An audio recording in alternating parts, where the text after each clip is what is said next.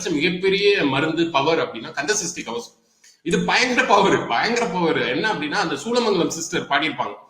அவங்க வீணையோட சேர்ந்து இதை பாடினாதான் நம்மளுக்கு சக்திகள் கிடைக்கும். வீணையிலே அவ்வளவு பவர் இருக்கு. அவங்க பாடினதோட நம்ம சேர்ந்து புக்ல படிக்கிறப்ப பவர் நிறைய கிடைக்கும். கவசம் அது என்ன அப்படின்னா அதுல சமஸ்கிருதமும் கலந்துருக்கு, மந்திரங்கள் நிறைய இருக்கு கந்தசஷ்டி கவசம். நம்ம ஹோல் பார்ட் உடம்பு உயிர் எல்லாத்தையும் காக்குற ஆற்றல் அந்த கந்தசஷ்டி கவசம். அந்த காலத்துல சித்தர்கள் இருந்தப்ப அவங்கள ப்ரொடெக்ட் பண்றதுக்கு விலங்குகள்டேந்து கெட்ட சக்திகள்டேந்து அவங்களை காப்பாத்திக்கிறதுக்கான வச்சதுதான் இந்த கவசம். இத பாலதேவராயர்ங்கிற சித்தர் பாடினது. திருச்செந்தூர் வர்றாரு, அங்கே முடியாம கிடக்குறாரு, அங்கே கனவுல கிடைச்சதுதான் இந்த விஷயம். இது 100% சிவன் மேல சத்தியமா சொல்றேன், இது ரிப்போர்ட் ஆகுது. கனவு பேட் ட்ரீம்ஸ், நைட் மேர்ஸ் குழந்தைகளுக்கு ராகு கேது கிரகங்களை சுத்தி வர்றது நல்லது.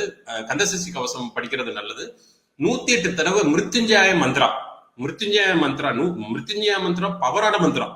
அது என்ன அப்படின்னா நம்ம உயிர் சீக்கிரம் போகாது, துர் சக்திகள் நம்மள எதுவும் பண்ண முடியாது. 108 தடவை ஏன் படிக்கணும்னா நம்ம உடம்புல 108 நாடிகள் இருக்கு. முக்கியமான நாடி சுஷ்மன நாடி, அது ஸ்பைனல் கீழே இருந்து மூலாதாரத்துல இருந்து மேல வரையும் வரும் பெரிய நாடி.